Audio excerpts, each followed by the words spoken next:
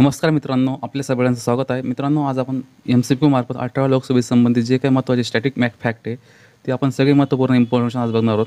मित्रांनो, आपल्या सगळ्यांना माहितीच आहे की आता लोकसभा निवडणुकीचा निकाल पण लागलेला आहे. त्यामुळे आता 2024मध्ये येणाऱ्या जेवढ्या काही पेपर्स असतील, त्या सगळ्या पेपर्समध्ये या लोकसभेच्या निवडणुकीविषयी नक्की एकतरी प्रश्न विचारला जाईल. त्यामुळे मित्रांनो, आपण त्याच्याविषयी सगळी माहिती आपण याच्यात कव्हर केलेली, म्हणजे जी स्टॅटिक इन्फॉर्मेशन ती आपण याच्यात कव्हर केलेली, जसं लोकसभेची असेल किंवा निवडणूक आयोगाविषयी असेल, ती महत्त्वपूर्ण इन्फॉर्मेशन आपण या व्हिडिओमध्ये दिलेली आहे. त्याच्यानंतर निवडणूक आयोगाची स्थापना कधी झाली होती, नंतर निवडणूक आयोगाचे पहिले अध्यक्ष कोण होते, लोकसभेचे पहिले अध्यक्ष कोण होते, लोकसभेच्या पहिल्या महिला अध्यक्ष कोण होत्या, अशा प्रकारचे जवळपास आपण 17-18 क्वेश्चन याच्यामध्ये घेतलेले आहेत. तर मित्रांनो, लेक्चर शेवटपर्यंत नक्की बघा. आणि ज्याने कोणी चॅनलला सबस्क्राईब केलं नसेल त्यांनी चॅनलला नक्की सबस्क्राईब करा, बेल आयकॉनवर क्लिक करा, जेणेकरून येणाऱ्या नवीन व्हिडिओचं तुम्हाला नोटिफिकेशन मिळत जाईल. चला तर मग मित्रांनो सुरू करूया. मित्रांनो, पहिला प्रश्न आहे, पहिली लोकसभा निवडणूक कधी झाली होती? तर मित्रांनो, पहिली लोकसभा निवडणूक झाली होती 1952मध्ये. मित्रांनो, आपण ह्या लेक्चरमध्ये सर्व वन लाईनर बघणार आहोत आणि फास्ट कव्हर करणार आहोत, जेणेकरून आपण लवकरात लवकर हा पूर्ण टॉपिक कव्हर व्हायला पाहिजे. तर मित्रांनो, आपण बघितलं की पहिली लोकसभा निवडणूक किती झाली होती? तर पहिली लोकसभा निवडणूक ही 1952मध्ये झाली होती. मित्रांनो, पुढचा प्रश्न आहे, पहिल्या लोकसभेचे पहिले सत्र कधी सुरू झाले होते? तर मित्रांनो, पहिल्या लोकसभेचे पहिले सत्र हे 13 मे 1952ला सुरू झालं होतं. म्हणजे मित्रांनो, पहिली लोकसभा आपण बघितली की त्याची निवडणूक कधी झाली होती? 1952मध्ये. ती निवडणूक झाल्यानंतर त्याचं पहिलं सत्र कधी झालं होतं? म्हणजे स्वतंत्र भारताचे पहिले लोकसभेचं पहिलं सत्र हे 13 मे 1952ला झालं होतं. पुढचा प्रश्न आहे, लोकसभेचे पहिले अध्यक्ष कोण होते? तर मित्रांनो, लोकसभेचे पहिले अध्यक्ष हे गणेश वासुदेव मावळणकर, म्हणजे GV मावळणकर हे होते. आणि डॉक्टर राजेंद्र प्रसाद हे घटना समितीचे अध्यक्ष होते. तर डॉक्टर बाबासाहेब आंबेडकर हे मसुदा समितीचे अध्यक्ष होते. हे होते मसुदा समितीचे अध्यक्ष. आणि डॉक्टर राजेंद्र प्रसाद हे घटना समितीचे अध्यक्ष होते, म्हणजे संविधान सभा त्या सुद्धा म्हणतात त्याला. तर संविधान सभा किंवा घटना समितीचे अध्यक्ष कोण होते? डॉक्टर राजेंद्र प्रसाद. आणि आपल्या प्रश्नाचं उत्तर आहे की लोकसभेचे पहिले अध्यक्ष कोण होते? तर आपल्या प्रश्नाचं उत्तर आहे गणेश वासुदेव मावळणकर, हे पहिले अध्यक्ष होते. पुढचा प्रश्न आहे, लोकसभेच्या पहिल्या महिला अध्यक्ष कोण होत्या? तर मित्रांनो, लोकसभेच्या पहिल्या महिला अध्यक्ष ह्या मीरा कुमार होत्या. आपण लोकसभेच्या पहिल्या अध्यक्ष बघितले GV मावळणकर, त्याच्यानंतर लोकसभेच्या पहिल्या महिला अध्यक्ष बघितले मीरा कुमार. पुढचा प्रश्न आहे, लोकसभा अध्यक्षांची निवड कोण करतात? तर मित्रांनो, लोकसभा अध्यक्षांची निवड हे लोकसभेचे जे सदस्य असतात ते त्यांच्यामधलेच एकाची लोकसभेचे अध्यक्ष म्हणून निवड करत असतात. तर याचं उत्तर आहे ऑप्शन नंबर 2, लोकसभेचे सदस्य हे लोकसभा अध्यक्षांची निवड करत असतात. पुढचा प्रश्न आहे, भारताचे पहिले मुख्य निवडणूक आयुक्त कोण होते? तर मित्रांनो, भारताचे पहिले मुख्य निवडणूक आयुक्त होते सुकुमार सेन. सुकुमार सेन हे भारताचे पहिले मुख्य निवडणूक आयुक्त होते. मित्रांनो, पुढचा प्रश्न पाहूया, भारताचे 25वे मुख्य निवडणूक आयुक्त कोण आहे? म्हणजे आता सध्याचे मुख्य निवडणूक आयुक्त कोण आहे ते विचारलेलं आहे. मित्रांनो, आपण मागच्या क्वेश्चनमध्ये बघितलं होतं की भारताचे पहिले मुख्य निवडणूक आयुक्त बघितले होते, ते होते सुकुमार सेन. आता सध्याचे भारताचे मुख्य निवडणूक आयुक्त कोण आहेत? तर ते आहे राजीव कुमार. आणि ते कितवे मुख्य निवडणूक आयुक्त? तर ते 25वे मुख्य निवडणूक आयुक्त आहेत.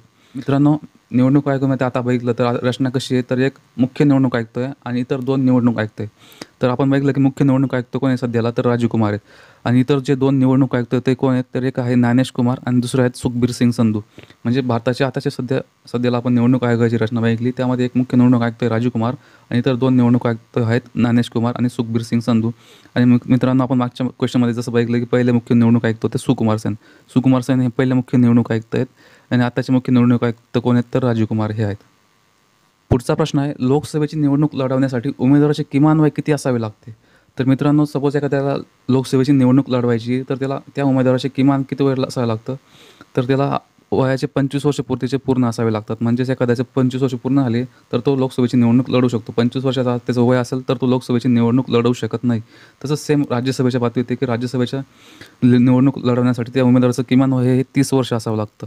आणि 35 वर्ष हे कुठे लागू असतं? तर सपोज एखाद्याला राष्ट्रपती किंवा उपराष्ट्रपती पदाची निवडणूक लढवायची असेल तर त्याचं किमान वय 35 वर्ष पूर्ण असावं लागतं. म्हणजे लोकसभेच्या बाबतीत आपण बघितलं की 25 वर्ष पूर्ण पाहिजे, राज्यसभेच्या उमेदवाराचं किमान वय हे 30 वर्ष पूर्ण असलं पाहिजे आणि राष्ट्रपती किंवा उपराष्ट्रपती पदासाठी किमान वय जे आहे ते 35 वर्ष पूर्ण असलेलं पाहिजे. मित्रांनो, पुढचा प्रश्न आहे, लोकसभेचा कालावधी किती वर्षांचा असतो? तर मित्रांनो, लोकसभेचा कालावधी हा 5 वर्षांचा असतो. म्हणजेच दर 5 वर्षांनी लोकसभेची निवडणुका होत असतात. जसं आपण बघितलं की 2004 नंतर 2009ला झाली होती निवडणूक, त्याच्यानंतर 9 नंतर 14ला झाली, 14 नंतर 19ला झाली, आणि 19 नंतर आता 2024ला आता 5 वर्षांनंतर निवडणुका झाल्या. म्हणजे लोकसभेचा कालावधी हा 5 वर्षांचा असतो आणि दर 5 वर्षानंतर लोकसभा ही बरखास्त होत असते.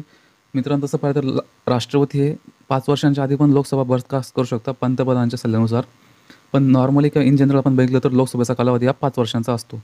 मित्रांनो, पुढचा प्रश्न आहे, भारतात एकूण किती लोकसभा मतदारसंघ आहेत? तर मित्रांनो, भारतामध्ये एकूण 543 मतदारसंघ आहेत. पुढचा प्रश्न आहे, कोणत्या घटना दुरुस्तीनुसार लोकसभेमध्ये 2 अँग्लो इंडियन सदस्यांची नेमणूक रद्द करण्यात आली आहे? तर मित्रांनो, आपण मागच्या क्वेश्चनच्या माहितीमध्येच बघितलं की एक्सप्लेनेशनमध्ये बघितलं की 104व्या घटना दुरुस्तीनुसार लोकसभेमध्ये 2 अँग्लो इंडियन सदस्य ज्यांची राष्ट्रपतीमार्फत नामनिर्देशित होत होते ती पद्धत आता रद्द करण्यात आली. त्यामुळे लोकसभेमध्ये आता किती सदस्य संख्या उरली? 543. आधी किती होते? 545. पण आता ते 2 सदस्य रद्द झाल्यामुळे म्हणजे 104व्या घटना दुरुस्तीनुसार जे 2 अँग्लो इंडियन सदस्य नॉमिनेट होत होते राष्ट्रपतींमार्फत, आता ती पद्धत बंद झाल्यामुळं आता लोकसभेमध्ये सदस्य संख्या 543. आणि हे कोणत्या घटना दुरुस्तीनुसार झालेलं आहे? तर ही घटना दुरुस्ती आहे 104वी घटना दुरुस्ती. 104व्या घटना दुरुस्तीनुसार हे 2 अँग्लो इंडियन सदस्यांची नेमणूक ही ती रद्द करण्यात आली आहे. मित्रांनो, पुढचा प्रश्न आहे, कोणत्या घटना दुरुस्तीनुसार मतदाराचे किमान वय हे 21 वरून 18 वर्ष करण्यात आलं होतं? तर मित्रांनो, 21वी घटना दुरुस्ती होती जी 1988 मध्ये झाली होती. 61वी घटना दुरुस्ती जे 1988 मध्ये झालं होतं, त्याच्यानुसार मतदाराचे किमान वय जे आहे 21 वरून 18 वर्ष करण्यात आलं होतं. मित्रांनो, तुम्ही बघू शकता की ज्यांचं आता 18 वर्ष पूर्ण असतात ते सुद्धा मतदान करू शकतात. तर हे कशामुळे झालं होतं? तर 61वी घटना दुरुस्ती झाली होती. त्याच्यामुळं मतदाराचं किमान वय जे आहे ते 21 वरून 18 वर्ष करण्यात आलं होतं. त्यामुळे 18 वर्षाचे ज्यांचं पूर्ण झालं असेल ते सुद्धा आता मतदान करू शकतात. आता मित्रांनो, ही घटना दुरुस्ती महत्त्वाची 61वी घटना दुरुस्ती, ज्यामुळे हे वय कमी करण्यात आलेलं होतं. पुढचा प्रश्न आहे, खालीलपैकी कोणत्या कलमानुसार मतदानाचा अधिकार प्राप्त झालेला आहे? तर मित्रांनो, कलम 326 नुसार जसा म्हणजे कलम 324 पासून ते 329 पर्यंत निवडणूक आयोगाविषयी सांगितलेलं आहे. त्यामधील कलम 326 जे आहे म्हणजे भारतीय घटनेची कलम 326 आहे, त्याच्यानुसार मतदानाचा अधिकार प्राप्त झालेला आहे. पुढचा प्रश्न आहे, मतदानाचा अधिकार हा कोणता अधिकार आहे? तर मित्रांनो, मतदानाचा अधिकार हा घटनात्मक अधिकार आहे, की त्याला संवैधानिक अधिकारसुद्धा म्हणतात. मित्रांनो, हे लक्षात असू द्या की मतदानाचा अधिकार हा मूलभूत अधिकार नाही आहे, तर तो घटनात्मक किंवा मग संवैधानिक अधिकार आहे. आणि हा आपण बघितलं की मतदान करण्याचा अधिकार आपल्याला कोणत्या कलमानुसार मिळाला? तर कलम 326 मध्ये सांगितलं आहे की मतदानाचा अधिकार आपल्याला सांगितलेला आहे, ते कलम 326. पुढचा प्रश्न आहे, मुख्य निवडणूक आयुक्तांचा कार्यकाळ हा किती वर्षापर्यंत असतो? तर मित्रांनो, मुख्य निवडणूक आयुक्त असू द्या किंवा मग इतर 2 निवडणूक आयुक्त असू द्या, त्या सगळ्यांचा कार्यकाळ हा 6 वर्ष किंवा वयाचे 65 वर्ष पूर्ण होईपर्यंत, म्हणजे जे आधी पूर्ण होईल 6 वर्ष पूर्ण झाले तर 6 वर्ष किंवा मग वयाचे 65 वर्ष पूर्ण झाले तर 65 वर्ष, जे आधी पूर्ण होईल तिथपर्यंत त्या आयुक्तांचा कार्यकाळ असतो. पुढचा प्रश्न आहे, निवडणूक आयोगाची स्थापना कधी झाली होती? तर मित्रांनो, निवडणूक आयोगाची स्थापना ही 25 जानेवारी 1950ला झाली होती. 25 जानेवारी 1950ला निवडणूक आयोगाची स्थापना झाल्यामुळं 25 जानेवारी हा दिवस राष्ट्रीय मतदार दिन म्हणून साजरा केला जातो. राष्ट्रीय मतदार दिन म्हणून हा दिवस साजरा केला जातो. म्हणजेच नॅशनल वोटर्स डे हा 25 जानेवारी साजरा केला जातो. का साजरा केला जातो? कारण की निवडणूक आयोगाची स्थापना झाली होती 25 जानेवारी 1950ला. त्यामुळे हा दिवस साजरा केला जातो.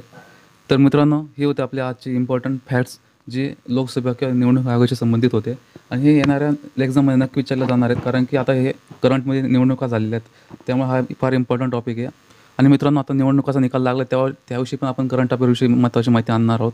जसं की सर्वाधिक मतांनी कोण जिंकलं, सर्वात कमी मतांनी कोण जिंकलं, किंवा मग कोणत्या मतदारसंघातून उभं होतं, जे इम्पॉर्टंट व्यक्ती असतील त्याविषयी आपण माहिती आणणार आहोत. त्यामुळे ज्यांनी कोणी चॅनलला सबस्क्राईब केलेलं नसेल त्यांनी चॅनल नक्कीच सबस्क्राईब करून घ्या, जेणेकरून येणारा नवीन व्हिडिओचं तुम्हाला नोटिफिकेशन मिळत जाईल. आणि तुम्हाला आता हे लेक्चर कसं वाटलं ते नक्की कमेंटमध्ये सांगा. लेक्चरला लाईक करा. धन्यवाद.